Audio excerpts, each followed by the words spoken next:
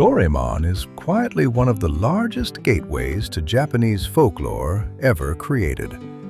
Across decades of episodes, specials, and movies, Doraemon has referenced, adapted, parodied, or visually echoed nearly every major Japanese folktale, yokai, ghost story, and mythic archetype. Some are obvious. Some flash by in seconds. Some are so normalized that viewers outside Japan never realize they're watching a 1,000-year-old story wearing a sci-fi costume. So let's do this properly. One long journey and uncover every single piece of Japanese folklore hidden inside Doraemon. It starts with Momotaro, the Peach Boy, arguably the most famous Japanese folktale of all time.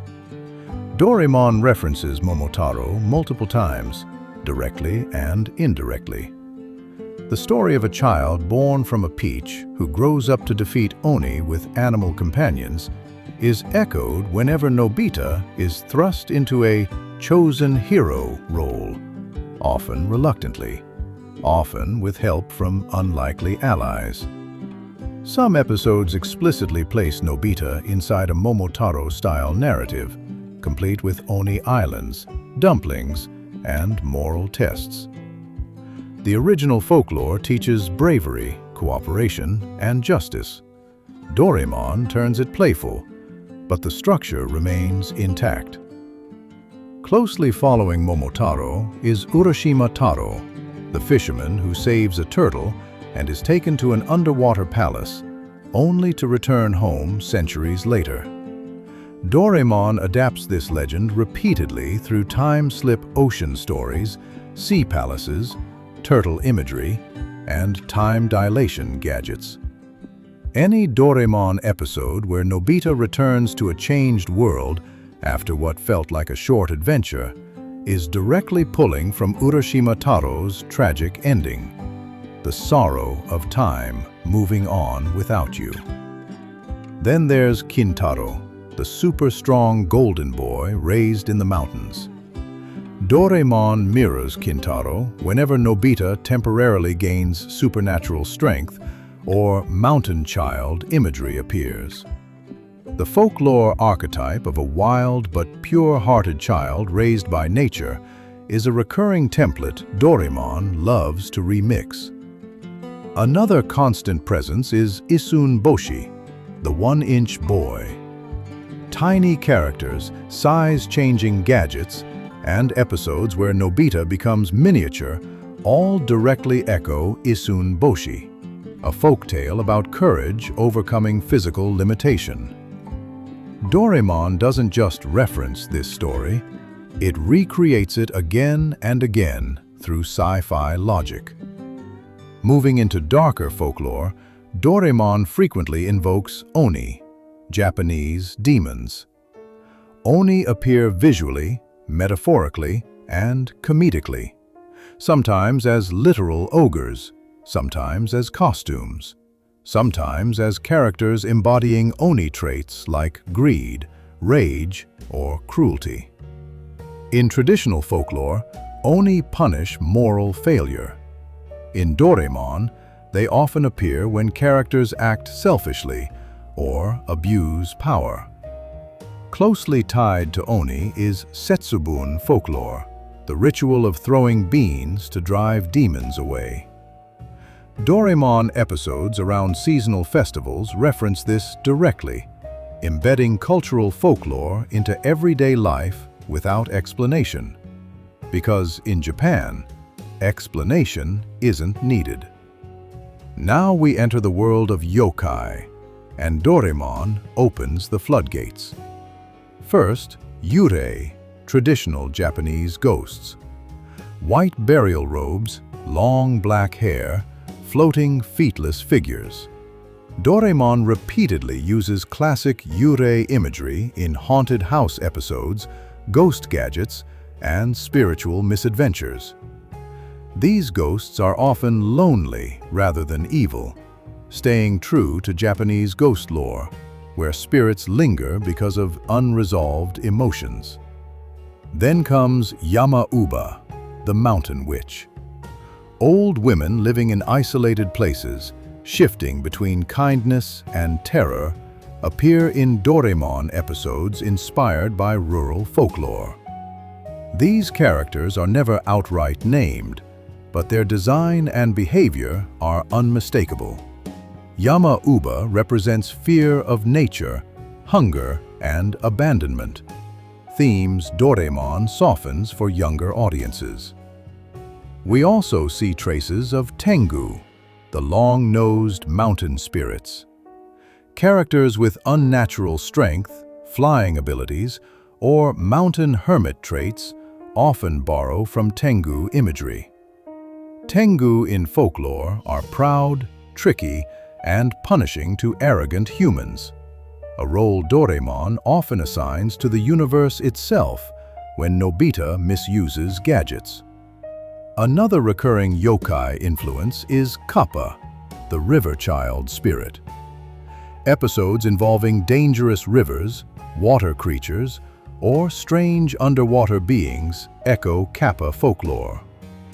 The Kappa's love of cucumbers, obsession with manners, and weakness to politeness are sometimes subtly referenced through dialogue and jokes. Doraemon also pulls from tsukumogami, objects that gain souls after long use. This folklore belief directly aligns with Doraemon's gadget-centered storytelling. Episodes where tools gain personalities, rebel, or develop emotions are modern sci-fi versions of tsukumogami legends. Then there's obake, the general category of shape-shifting spirits. Doraemon uses obake logic constantly. Characters disguising themselves, transforming forms, or changing identities through gadgets mirrors obake folklore where nothing is truly fixed. Noperabo, the faceless ghost, appears visually or conceptually in several horror-leaning episodes. The fear of losing identity or humanity is softened into comedy, but the image remains deeply folkloric.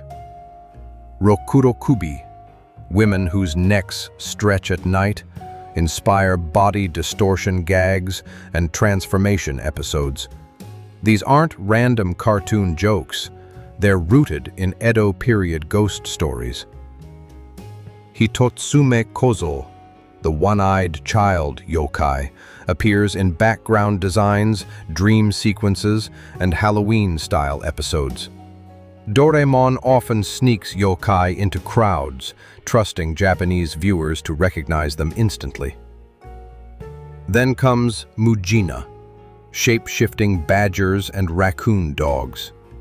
Doraemon's Tanuki-like tricksters, illusion-based stories, and transformation pranks clearly descend from Mujina folklore, where animals blur the line between human and beast. Inugami, cursed dog spirits, influence episodes involving inherited curses or grudges passed through families, a darker theme Doraemon touches gently but unmistakably. Onryo, vengeful spirits born from extreme emotion, appear whenever resentment literally reshapes reality. Doraemon frequently uses this folklore logic. Strong feelings create supernatural consequences. Moving from yokai to mythic time, Doraemon regularly visits ancient Japan, invoking Shinto cosmology without naming it. Sacred mountains, divine trees, spiritual boundaries, and kami-like forces appear as neutral cosmic laws. Doraemon never explains kami, they're just there, as they are in real Japanese life. We see references to Amaterasu-style sun mythology whenever light, renewal, or cosmic balance becomes central. Darkness versus light narratives mirror Japan's creation myths. Samurai folklore is everywhere, from ancestral swords to honor-based conflicts. Episodes where Nobita meets heroic ancestors draw from warrior legends rather than historical accuracy. Japanese underworld imagery, inspired by yomi, appears in episodes dealing with death, spirits, and moral judgment. Doraemon avoids naming hell, but the structure is unmistakable. Seasonal folklore appears constantly. Tanabata, Obon, New Year spirits, ancestral returns, festival ghosts. Doraemon uses these as natural parts of life rather than special events. Even Doraemon himself mirrors folklore. He is a guardian spirit, a modern household kami, sent back in time to protect a family line. His blue color echoes protective talismans. His pouch functions like a yokai bag of miracles. Doraemon isn't just inspired by folklore, he is folklore, updated. And finally, Doraemon preserves the most important folklore theme of all, mono no aware, the quiet sadness of time passing, things changing, childhood ending. That feeling isn't a gadget, it's ancient. It's the same emotion found in Urashima Taro opening the box, in ghosts unable to move on, in heroes returning too late. Okay, so if I missed any, please tell me in the comments, and do tell me if you liked Doraemon or Tom and Jerry more, or if there are any other cartoons you liked more in your childhood.